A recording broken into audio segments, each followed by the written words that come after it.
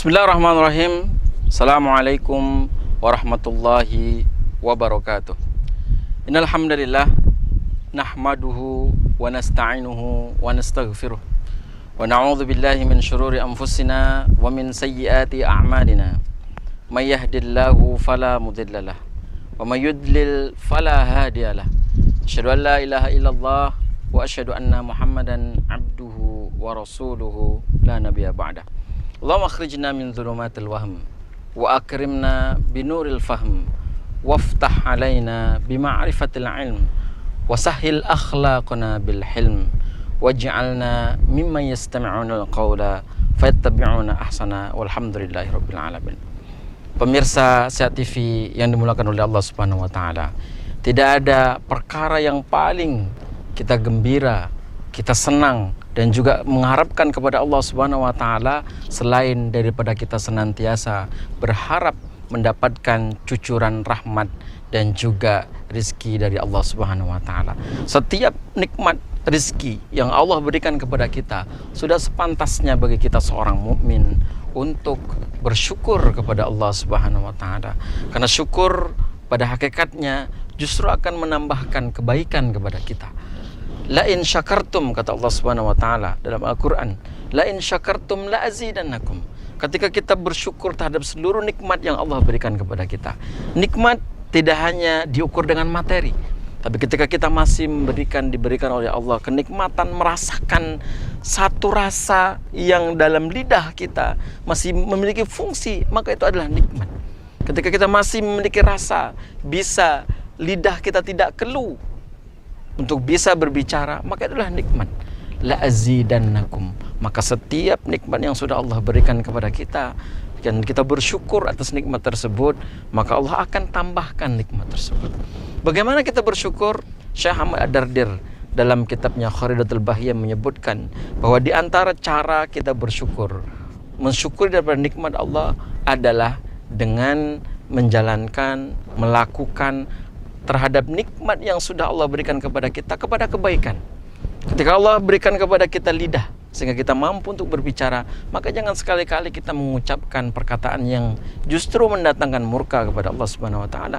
Ketika Allah masih memberikan kita kesehatan, maka setiap kesehatan yang kita miliki jangan sampai justru kita gunakan untuk masuk terjerumus kepada dosa. Inilah yang disebutkan dengan mensyukur terhadap nikmat. Mudah-mudahan kita semuanya dijadikan oleh Allah Subhanahu wa taala menjadi hambanya yang bersyukur kepada Allah Subhanahu wa taala. Salawat dan salam kepada baginda Nabi sallallahu alaihi wasallam, sosok yang senantiasa menjadi panutan kita. Hari ini remaja-remaja kita, pemuda-pemuda kita, mereka menggandrungi K-pop yang bahkan sampai beberapa remaja-remaja kita yang mereka rela menggantikan posisi ibunya dibandingkan dengan K-pop ataupun artis-artis yang mereka gandrungi.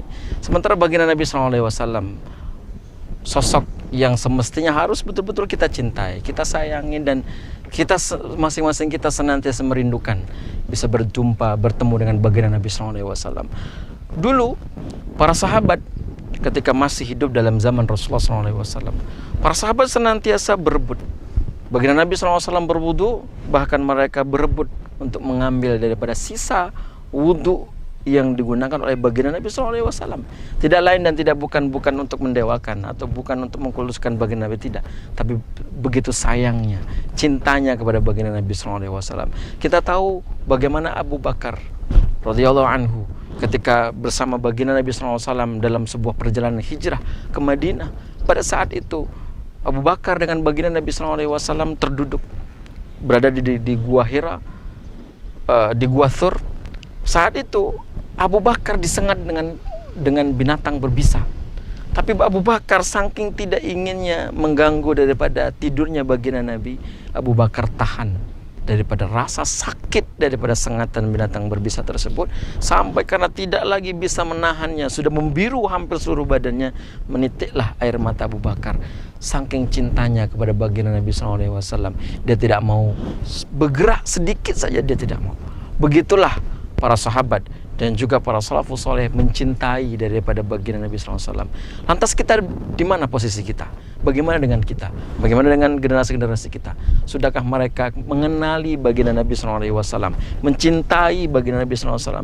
Bahkan suatu ketika Umar bin Khattab pernah bertanya, "Wahai Rasulullah, aku cinta kepadamu, aku sayang kepadamu." Rasul mengatakan, bisa nggak lebih daripada itu?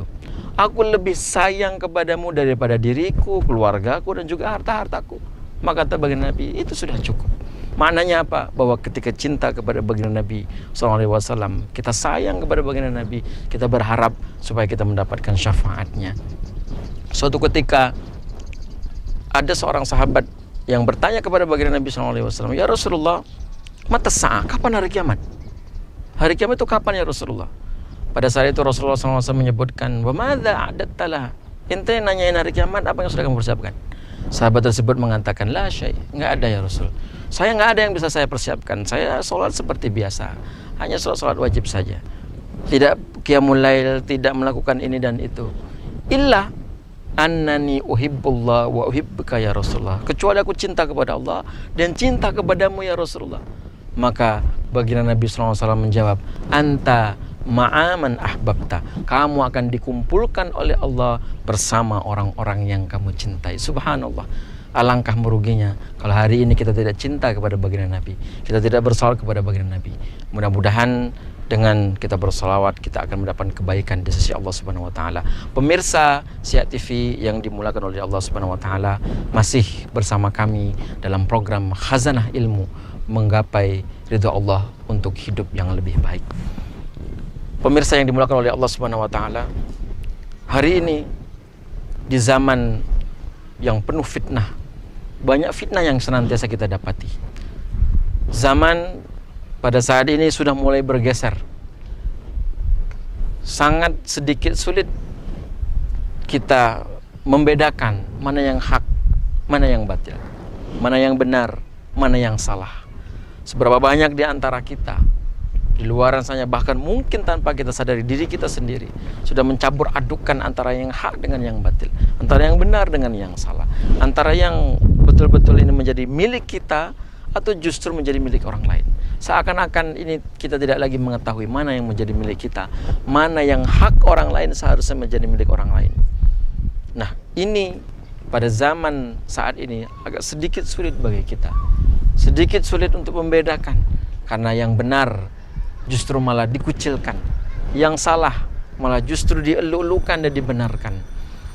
Dan tentunya kita sebagai umat Islam, meskipun dengan kondisi kebanyakan masyarakat seperti itu, kita sudah dituntut untuk bagaimana berada dalam zona, dalam rule yang sudah ditetapkan, digariskan oleh Allah melalui Al-Quran dan juga baginda Nabi SAW melalui hadis-hadisnya.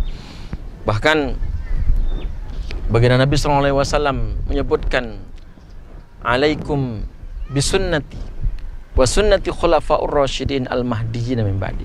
Hendaknya kalian senantiasa berpegang teguh kepada sunnah-sunnahku dan sunnah khulafa'ur rasyidin yang setelahku. Addu alaihim bin nawajiz. Hendaknya kita berpegang teguh, kita gigit. Rasul mengatakan, "Taraktu fikum amroin." Kami tinggalkan kepada kalian dua perkara yang menjadi petunjuk. Lain tamassaktum bihima lan tadillu abada. Kalau kita pegang dua-duanya dan tidak kita pisahkan, lan tadillu abada, kita tidak akan ketinggalan, kita tidak akan sesat, tidak akan jauh daripada rule yang sudah digariskan oleh Allah Subhanahu wa taala juga Rasulullah SAW.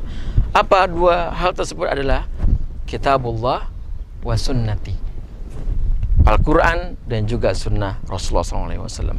Pemirsa Siak TV yang dimuliakan oleh Allah, di tengah kondisi yang demikian, ada pesan baginda Nabi SAW yang mudah-mudahan ini bisa kita ingat dan senantiasa kita jadikan sebagai bahan renungan kita, supaya kita jangan terjerumus ataupun termasuk kepada golongan yang disebutkan oleh baginda Nabi SAW.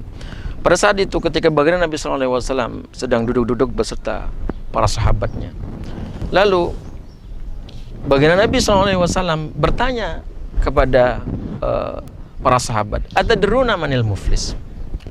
Wahai para sahabatku, tahu nggak kalian siapa orang yang bangkrut? Karena baginda Nabi SAW dalam proses menyampaikan wahyu ataupun memberikan ilmu kepada para sahabat dengan berbagai cara. Terkadang baginda Nabi SAW langsung memberikan arahan. Terkadang baginda Nabi SAW langsung memberikan petunjuk.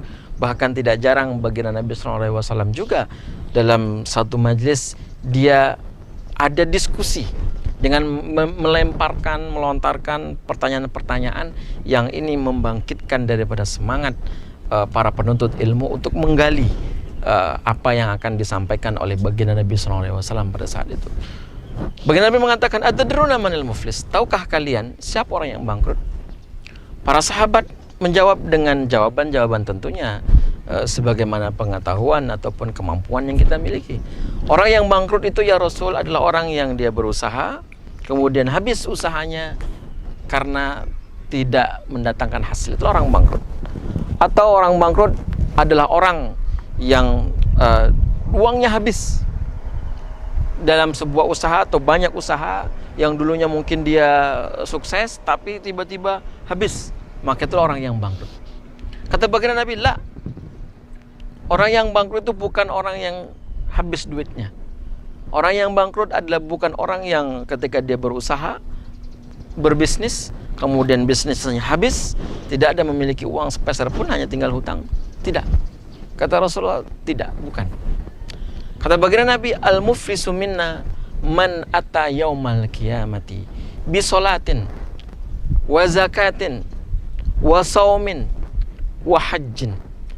Orang yang bangkrut, kata baginda Nabi, adalah orang yang nanti pada hari kiamat, di mana Allah Subhanahu wa taala sudah akhirkan dunia ini pada peniupan sangkakala pertama, kemudian dihancurkan oleh Allah Subhanahu wa taala. Pada hari kiamat tersebut kemudian dibangkitkan pada hari kiamat nanti di Ardul Mahsyar.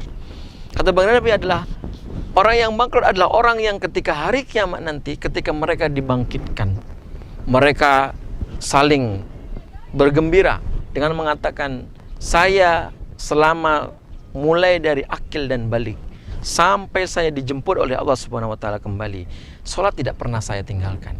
Saya melakukan salat terus. Bahkan tidak wajib, saya melakukan salat sunnah ini, salat sunnah itu.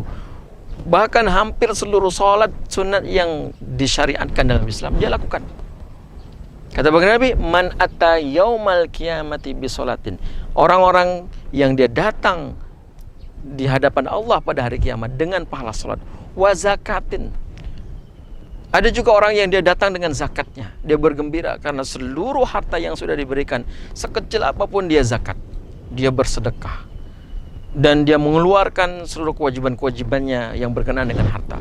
Wa saumin, dengan pahala puasa. Bahkan mungkin bukan hanya puasa wajib yang dia lakukan, tapi ada puasa sunnah. Bahkan jika dia mampu mungkin puasa Daud, sehari puasa, sehari tidak. Itu yang dia lakukan. Wa hajjin, bahkan beliau haji.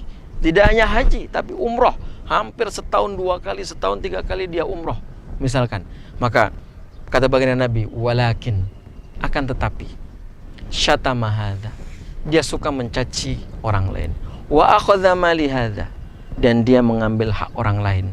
Maka kata baginda Nabi SAW, orang yang ketika dia nanti di akhirat, dia datang dengan pahala sholat, dengan pahala zakat, pahala sedekah, pahala haji dan seterusnya, tetapi dia masih mencaci maki orang lain, masih menyakiti orang lain, masih mengambil hak orang lain, masih menzalimi orang lain. Pada saat itu, kata baginda Nabi SAW, maka dia akan membayar terhadap apa yang sudah dia lakukan.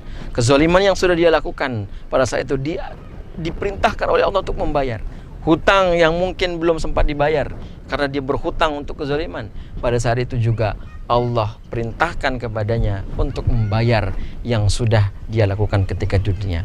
Pada saat itu kita tidak memiliki uang, kita tidak bisa memberikan maaf karena itu tidak bermanfaat. Kata Allah Subhanahu wa taala dalam Al-Qur'an, dalam firman Allah, la yanfa'u malun wala banun. Tidak ada lagi manfaat harta, benda, anak-anak, seluruh harta yang kita miliki, kuasa yang kita miliki, enggak ada lagi manfaatnya. Ma la yanfa'u malun wala banun, enggak ada lagi manfaat harta, benda dan seterusnya. Lantas, apa yang bisa kita lakukan ketika Allah perintahkan kepada kita untuk membayar daripada semua itu? Adalah dengan pahala kebaikan yang sudah kita lakukan. Ketika kita datang dengan pahala sholat 5 waktu, bahkan sholat sunnah lainnya yang sudah kita lakukan, ini yang kita bayarkan kepada orang, si fulan yang pernah kita zolimi, si fulan yang pernah kita ambil haknya, si fulan yang mungkin pernah kita sakiti, si fulan yang dulu kita pernah berhutang tapi nggak kita bayar-bayar. Maka ini yang nanti akan kita bayar dengan pahala yang sudah kita lakukan. Dari pahala sholatnya, tidak cukup pahala sholat, dari pahala zakatnya. Tidak cukup pahala zakat, kita bayar lagi dengan pahala puasa, kita bayar lagi dengan seluruh pahala-pahala yang lainnya. Dengan membayar tersebut habis. Maka inilah yang disebutkan oleh baginda Nabi SAW dalam hadis tersebut. Lantas bagaimana ketika kita sudah habis pahala tersebut? Apa bisa kita lakukan? Insya Allah akan kita lanjutkan setelah jeda berikut ini.